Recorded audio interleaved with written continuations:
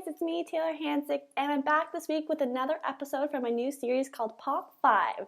So if you guys are new to my channel or just tuning in, this is what it's about. I pick 5 different readings on pop culture, and I pick 5 different quotes that either stood out to me or I really liked and illustrated the author's viewpoint. And then I also choose 5 examples per quote, helping to illustrate everything and tie everything together. So a lot of you guys have been requesting this video, so let's get started. So the first reading we are going to focus on this week is Chapter 7 from the book called Subculture, The Meaning of Style by the author Hedgeby. So the author focuses on the meaning of subculture in the novel, and she explains that subcultures use conventional elements to help invent an unconventional world, which goes against the mainstream idea of things. She explains subculture as a bricolage. As in mainstream culture, certain objects and meanings are assembled together into discourse. These are seen as normal, as subcultures then relocate these objects, creating a different meaning and message towards them. So one example that she uses in the novel, and I'm sure all you guys are familiar with, are punks. They created new meanings and went against mainstream fashion as they used everyday ordinary objects such as wires, fishnets, black mascara and eyeliner and incorporated it into their style. Now one can wear fishnets or black makeup, and it's usually associated with their subculture, like goth or punk. And this is now how the fashion statement is presented, as they created the subculture for them.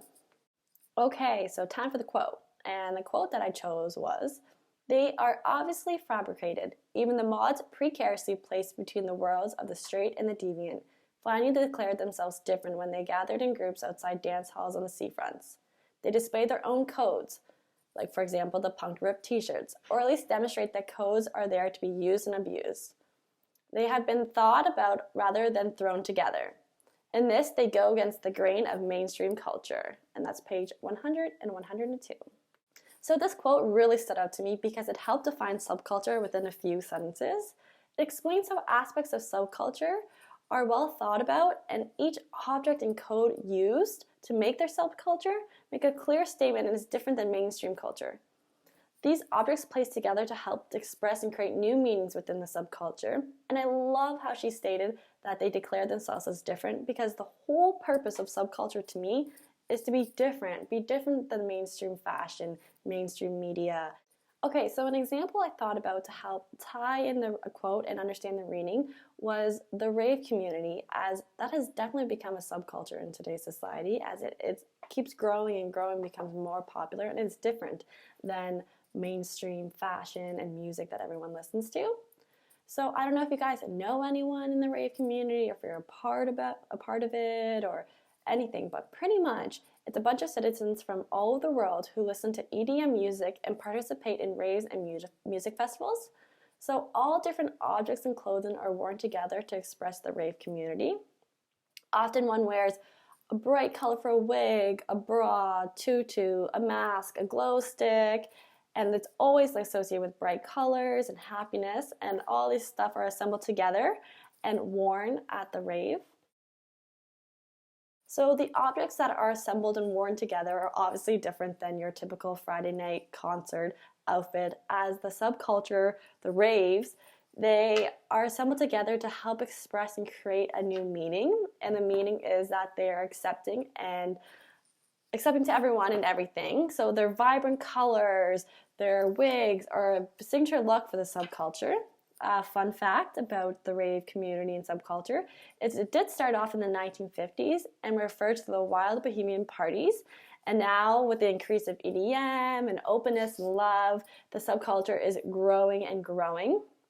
Citizens gathered to listen to music different than the mainstream music, and it was seen and still is seen as a place for openness and acceptance.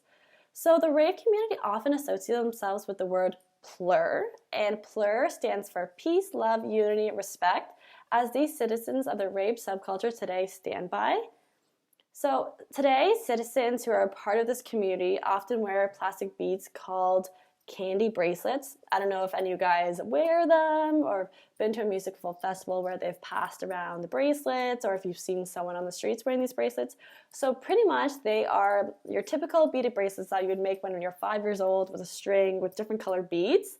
But this beaded bracelet has been reappropriated within the rave subculture and the rave community, as they are worn and passed around to other citizens on the street, in the festivals, at concerts, and they do this by doing a certain handshake. So after doing the handshake and wearing the bracelet, it pretty much demonstrates the relationship that was formed with the new stranger. And the candy bracelets also show love and acceptance, as they don't discriminate for anyone. They're open and love everything and everyone.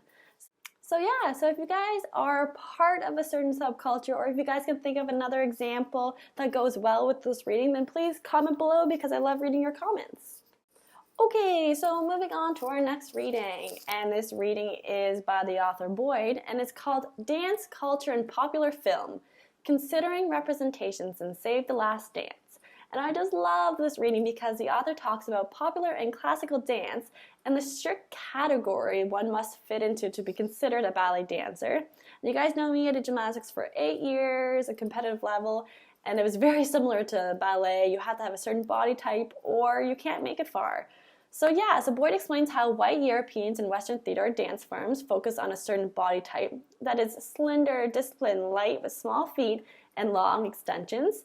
And majority of this time, this dance was performed by the white privilege, as they often fit into the category, and African Americans rarely can participate as their body type does not fit into the strict guidelines that are associated with ballet. The author touches on Black art such as hip hop, and how it's often devalued until it's appropriated by white citizens, and then it becomes popular and a part of mainstream culture. What makes this reading very interesting is the author explains these concepts through the movie Save the Last Dance. I don't know if any of you guys have seen it, but it is a really good movie, so you guys should definitely watch it after this video.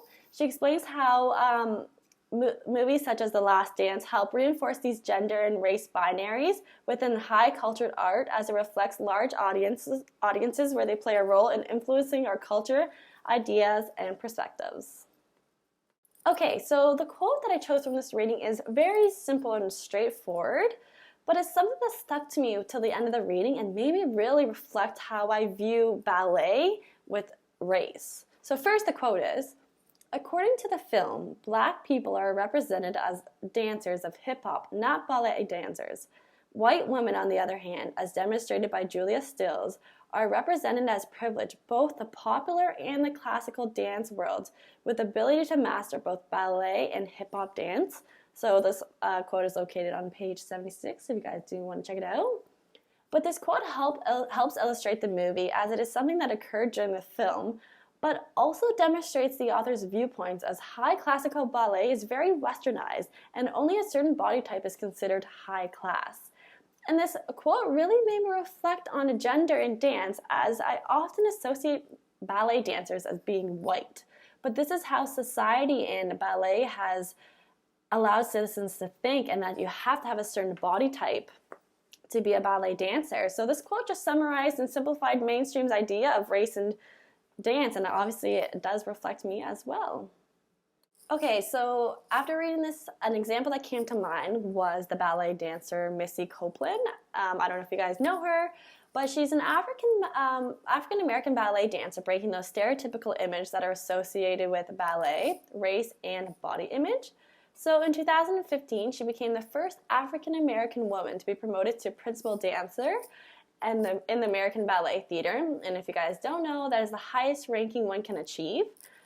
So Misty Copeland, she is trying to change the way society thinks of ballet by creating more diversity and allowing there to be a variety of races rather than white. Okay, so Misty, being an African American, she finds herself having a bustier chest than most the other ballerinas within the field. And she wants to try to change the stereotypical body image that is associated with ballet. And if one does have a bustier chest or a bigger butt, they shouldn't limit themselves and stop and not think that they can do ballet. If you're good at something, then do it. It shouldn't be based on your body image.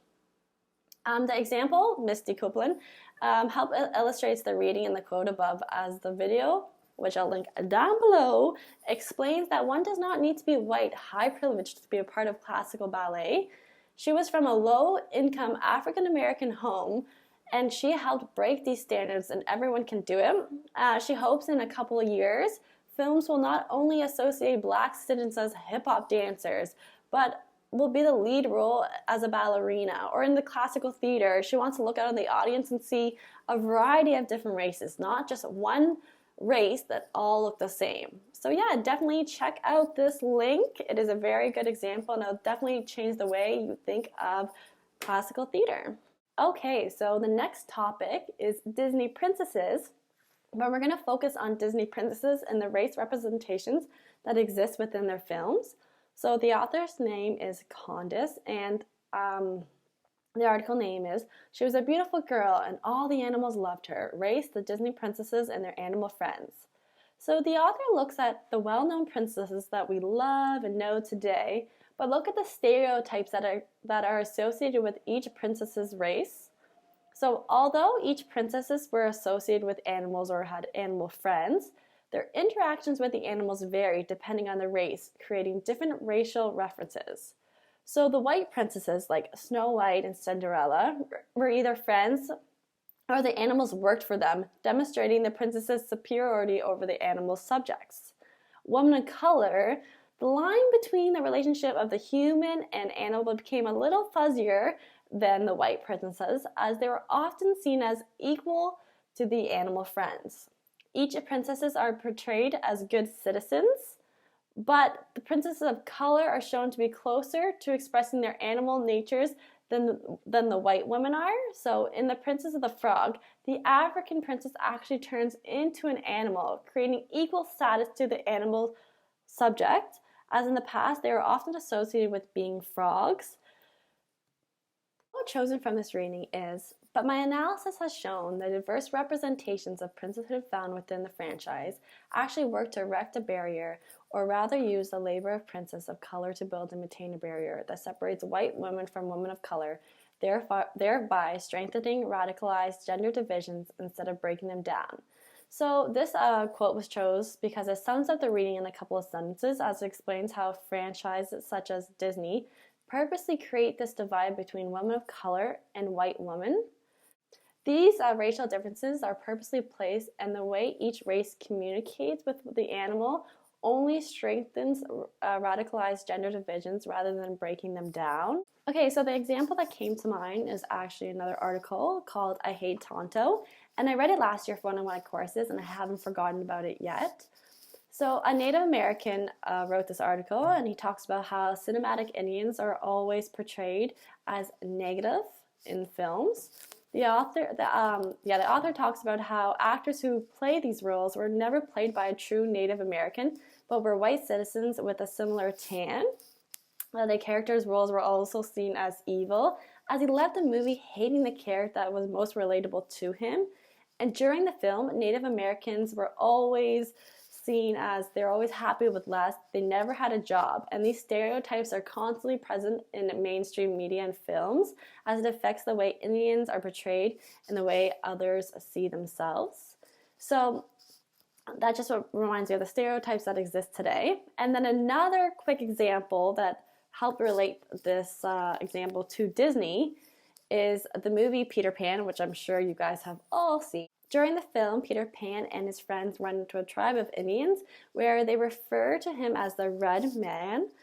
There are many negative Native American stereotypes that are present during this section of the film.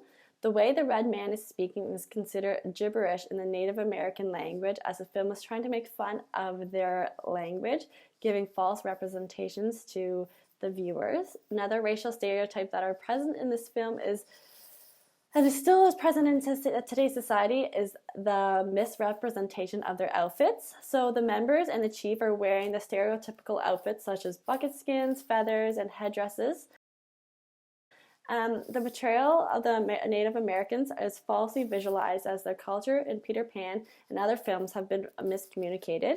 So Native Americans are always perceived as dancing around in their tribes wearing these outfits, as the culture and historical context are never explained, creating misrepresentation and offensiveness to their culture. Okay, who doesn't love a good romance novel? So the next reading is called Women Read the Romance, the interaction of text and context, written by Radway, as she explains why women read romantic novels. So many women read these novels to help fantasize and create pleasure within their lives. When one reads these novels, they interpret the actions of the principal characters and translate these scenarios within their private life. Most often, they find themselves reading to escape from present surroundings, as the fantasy world is more desirable and the events resolve happily. The readers leave with a good feeling, as these books create the fantasy world where the woman is special and unique. Okay, so these scenarios then help shape women's perception of the ideal male, as male in the books are often masculine, strong, but nurturing and caring. So the novels with the most success depend on the way the male treats the woman and the ending of the novel, as the male and the woman must fall happily in love at the end. So in conclusion, romantic novels allow women to be a part of a fantasy world, and although these novels may affect the way women view the events in their lives, it allows them to escape and become a part of a desired universe. Okay, so the quote that stood out was based off the respondents' opinions of the romantic novel, as throughout this article, she bases her research off citizens associated with the organization DOT and her customers. So she states, according to Dot and her customers, the quality of the ideal romantic fantasy is directly dependent on the character of the heroine and the manner in which the hero treats her. The plot, of course, must always focus on the series of obstacles to the final declaration of love between the two principals. To me, the concept of a romantic novel is really important, as it allows women to escape into a fantasy world and enjoy themselves. This quote really stood out, as these qualities she stated in the quote are essential for a romantic novel to become successful. Novels where the man is attractive and masculine and is in love with this unique, beautiful woman is the first principle for success, as she states. And as the relationship grows, obstacles occur where the two being together is not as easy as they want, but then the man fights for her love and it works out at the end. And that is always a huge importance for the attraction of the story. Okay, so one example that comes to mind, which helps support the quote perfectly, is the well-known series called Twilight, which I'm sure you guys have all read and watched because it's so awesome. But anyway, so the novels later became a movie, as this vampire love story became everyone's dream fantasy. The novel's main character is Bella, as she is shy and is different than the others in her new school. Standing out of her crowd, her heroine Edward fell in love with her instantly. Edward and Bella's relationship escalated quickly, as the readers felt Edward's love for Bella, as he treated her with respect and love, drawing the readers' interest. Being together was not as easy as they desired, as it turned out that Edward was a vampire, making it difficult for the two to be together and live happily together the way that everyone wants them to be. Throughout the 4 novels, they face these challenges and obstacles that affect their relationship, allowing the reader to be engaged and root for their perfect love story. At the end of the Twilight series, all these challenges are resolved, and they were able to live happily ever after together. Okay, so the Twilight series perfectly describes the characters and the qualities that our customers explain, as it was the main reason for its great success. Along with a passionate love story between Bella and Edward, the concept of a good-looking vampire creates an even larger fantasy world for the readers, drawing their attention in even more. If the plot of the Twilight was different and Edward didn't fight for Bella's love, or if they did not end up together, or if the gender roles were reversed, would they still have the same effect? Would you guys watch it? Would you guys read it? Would you guys have the same love for the Twilight series? I don't believe so, because Twilight carries the perfect characteristics and different elements that create the perfect love story, and I feel like if that was altered, it would just be like any other love story that didn't become popular. So yeah, let me know what you guys think. Did you guys love Twilight as much as I did? It's written by Arthur Woolidge and is called From Flash to Mainstream, Female Writers and Gender Blending Men. So slash fiction, if you guys don't know it, it's another form of fan fiction, but it emphasizes the homosocial bond depicted between media heroes, and has genres such as romance, pornography, and science fictions that all exist within.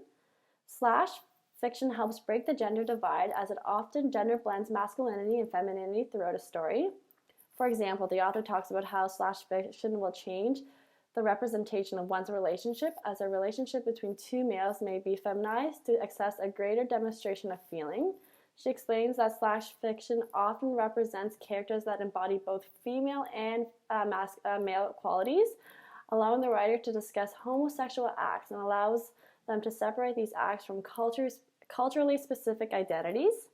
The process of gender blending in slash fiction helps put labels on masculine and feminine, as combination of the two can occur in the same individual by physical and emotional characteristics. Not only does slash fiction have to occur through fan fiction, but writers may also create their own slash fiction stories and post them online. As if you guys do Google slash fiction after this, you guys will see a variety of different writers and all their different works. So in conclusion, slash fiction is a place where it allows for citizens to interpret relationships as they wish and allows them to break the gender stereotypes, as one does not have to be masculine or feminine. The quote that I chose from this reading, to me, best represents slash fiction, as it states, the most straightforward way in which gender blending is achieved is simply by describing characters that combine what Western culture stereotypically considers what to be masculine and feminine traits. This blending can occur on both physical and mental level. So typically in mainstream media, the two characters often portray feminine or masculine traits, and it helps establish which character is what. Even if it's between two males or two females, there's usually one that is more masculine than the other, or vice versa. Slash fiction blends these two characteristics together, as one can be physically and mentally both masculine and feminine. It helps take away the gender stereotypes that are associated in today's society, and gender blending in slash fiction eliminates these gender binaries, as characters in slash fiction are not defined by the Western stereotypes that we all know. Okay, so the example that I have actually chosen is Henry Jenkins' slash fiction work, which the author does mention at the beginning of the reading. But so yeah, on his blog, he gave a little example of the first slash fiction work that he has ever written, and it's called Golden Idol. And here is the link right here if you guys want to go check it out. It's not the full-length article, but there are clips of it, so I can use that as an example. So it's not based on any fan fiction, so it's not Batman and superhero. He created all the stories himself. I just chose this example because it was different than the other examples the author had said in her reading. For example, the Star Wars and Harry Potter example. If you do Google slash fiction, that is a lot of the work that has been done. And this is also written by the one and only Henry Jenkins, which is really cool. So the quote that I chose, it explains how gender blending, masculine and feminine characteristics can occur at the same time, both physical and emotional. And in Henry Jenkins' work, he talks about one of his characters, Jacob, and he says, the gold of Jacob's wild shock of hair pulled in a tail, the silver of his eye so keen and shrewd, and the copper of his glistering skin flushed with sweat.